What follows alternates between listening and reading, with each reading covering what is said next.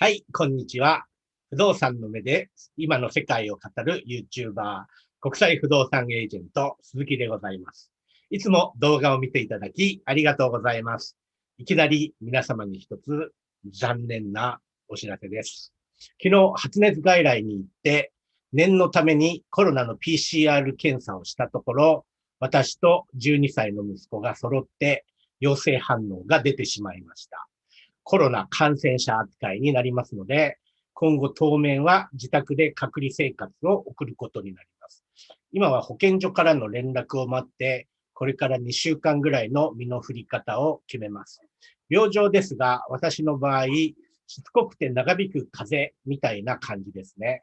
37度から38度の熱がずっとだらだら出続ける感じでした。一番ひどかったのが2日前で、その頃は激しい頭痛がありましたが、今は痛みはないし、息苦しくもないし、食欲も普通にあるし、単にだるいからずっと寝ているみたいな感じです。あと、痰が少しだけ出るぐらいですかね。今日は平熱に戻ったので、目覚めも良かったです。どんな経路で感染したのかはさすがにわかりません。私の場合、ファイザーのワクチン第1回目を打った後に PCR 陽性になっちゃいましたから、納得いかねえ感はありますね。今回の動画は毎回大好評をいただいている都市比較シリーズ。これまで札幌 VS 福岡、仙台 VS 福岡、仙台 VS 広島など、札仙広福シリーズでやってきましたが、今回はもっと都会なイメージのある関西地区に進出します。今回取り上げるのは、京都 VS 神戸対決。そう、千年の古都京都と異人館や居留地の港町神戸。お互い個性あふれる日本を代表する都市ですね。お互い相手に不足はないはずです。経済、地理学的視点に私独自の不動産投資家としての視点を加えて考察してみます。皆さんにお願いです。いいねとチャンネル登録をお願いいたします。コロナになっても元気に更新しますので、よろしくお願いしますね。まずもって、京阪神を中心とする関西都市圏と、東京を中心とする関東の大都市圏とは、都市構造が全く違います。関東の場合は、東京一極集中。東京がとにかく王者で、別格で圧倒的な存在です。東京のそばに、例えば横浜という人口370万人もいる巨大都市がありますが、この横浜でさえ所詮は東京のベッドタウンです。横浜市の夜間人口は370万人以上いるのに、中間人口は340万人しかいません。つまり、横浜に住んで東京の職場に働きに行く街なわけです。他方、関西の京都、大阪、神戸はいずれも中間人口が夜間人口を上回っています。もちろん大阪が一番広域から働く人を集めていますが、京都も神戸も外から働きに来る人の方が、よその都市に働きに行く人よりも多い。それぞれが独立した産業や雇用機会を持っているわけですね。だから関西は大阪一極集中にはなりません。京阪神というそれぞれ個性ある独立した都市が関西大都市圏を形作っています。いよいよ京都と神戸のデータを見比べてみましょう。速報値ながら2020年の国勢調査が発表されたので、いろいろなことがわかります。まず、京都市と神戸市単体の人口は似たようなものです。京都市が146万人、神戸市が152万人、いずれも2015年から2020年の間の5年間で人口減少しています。人口減少率もマイナス 0.67% とマイナス 0.70%。いずれも似たようなものです。ただ詳しく見ると、神戸市の人口は中央区に一極集中する傾向があります。中央区だけが過去5年で人口を 9% 以上も増やした一方で、西区や北区、須磨区など、大阪から遠くて交通不便な印象のある各区の人口減少が目立ちます。一方、京都市内は人口が増えているエリアが特に見当たらず、いずれも少しずつ減っている傾向があります。ただ、10% 通勤圏で見ると、京都と神戸の都市圏人口は約40万人の差があります。京都の方が経済規模が大きく、広域から働く人を集めているということです。京都都市圏は280万人で、全国4位の都市圏。神戸都市圏は240万人で、全国6位の都市圏です。その間に来るのが、全国第5位、265万人の福岡都市圏なんですね。しかも面白いことに、京都市の人口は減っていても、郊外、特に滋賀県の人口が増えているおかげで、2015年から20年にかけて、都市圏の人口規模を維持してきたんですね。一方、神戸の方は、市の人口も都市圏人口もマイナス成長になりました。京都と神戸を比べると、神戸の方が明らかに大阪ベッドタウン的色彩が強い都市になっています。神戸市の中でも大阪に近い東灘区と灘区を中心に、大阪へ毎日17万人ほど働き手が出ていっています。一方で、近隣の明石市や加古川市などから三宮をはじめとする神戸中心部に働きに来る人が21万人ほどいるため、かろうじて中間人口が夜間人口を上回っています。神戸市より大阪寄りの芦屋市、西宮市などは、すべて大阪都市圏に組み込まれています。神戸市の中でも、中央区を除けば、大阪に出やすい東灘区、灘区、兵庫区などの方が人口増加をしており、大阪からアクセス不便な北区や西区ほど人口減少が激しくなる傾向があります。これは東京のベッドタウン都市である横浜市と同じ傾向です。横浜市も東京よりの北部各区の人口が増加。一方で東京から遠い南部各区は軒並み人口減少となっています。一方で京都市の場合、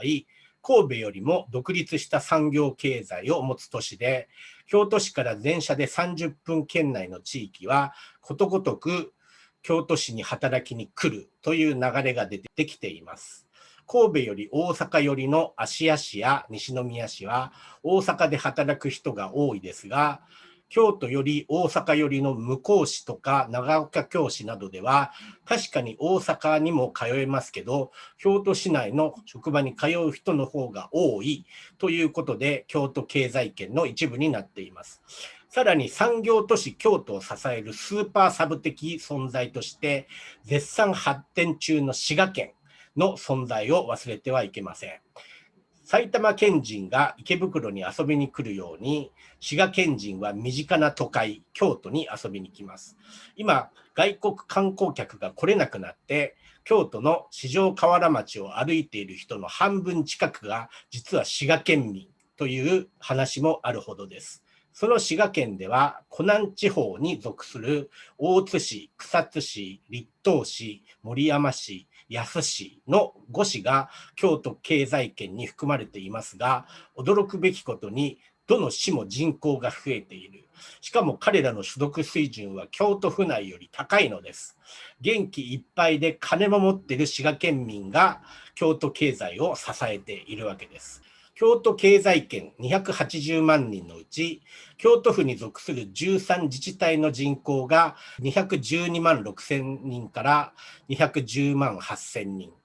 と、ここ5年で 0.82% 減少したのをちょうど補うように、滋賀県の5自治体がこの5年間で 67.4 万人から69.2 万人と 2.57% も増加してくれたので、京都都市圏全体の人口規模はちょうど維持できたということです。このように滋賀県という伸び盛りの高配置を持つのが京都経済圏の強みなわけですね。実際日本全体を見渡しても、滋賀県湖南地方のように広範囲にわたって人口が軒並み伸びている発展地域は首都圏以外では大変希少です。私の知る限り、滋賀県湖南地方のほかは福岡市周辺や那覇市周辺の自治体ぐらいしかないと思います。特に近年、滋賀の大都会と呼ばれる草津市の発展ぶりが目覚ましいですね。神戸市と京都市、上場企業の数は49対53と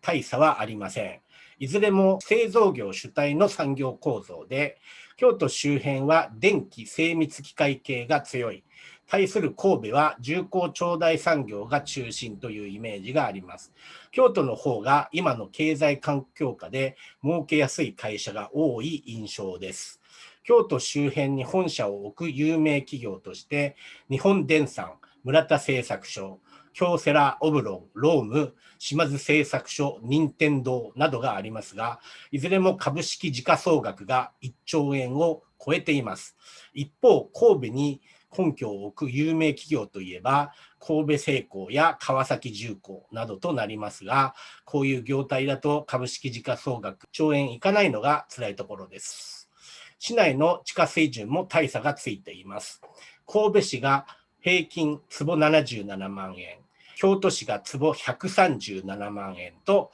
ほぼダブルスコアです。同じ市内でも格差が大きいのが特徴で、神戸市中央区は坪298万円と立派なお値段がするのに、同じ神戸市でも北区と西区は坪20万円というガチ地方都市水準になっています。ただそこまで安くても人口減少しているので、要はベッドタウンとして選ばれていないわけです。京都市の場合、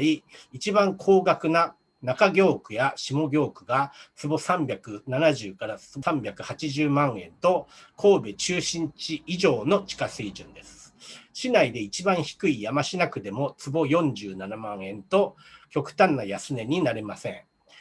京都市内で土地付き戸建ては高いので、マイホームは滋賀県に買って新快速などで通勤すればいいという流れなのでしょうね。一方、家賃水準は思ったほど差がついていません。京都は学生の街という事情があるからでしょうか。ワンルームの平均賃料は京都市4万2千円、神戸市が4万5千円と神戸の方が高くなっています。ただ 2LDK から 3DK のファミリータイプになると、京都市が8万2千円、神戸市が7万9千円と、京都がわずかに逆転します。郊外まで見ると、不動産投資面でパッと見美味しそうだと思うのが、滋賀県側の成長都市ですね。特に栗東市は、ここ5年で人口が 3% 以上増えていて、市内平均の坪単価がまだ25万円。お家賃もワンルーム4万5千円、ファミリータイプ7万2千円と、京都市や神戸市とそう変わらない水準のお家賃が取れているので、資金効率が良さそうです。不動産の業界にいると、特に海外バイヤーの注目度というと圧倒的に京都市の方が上ですね。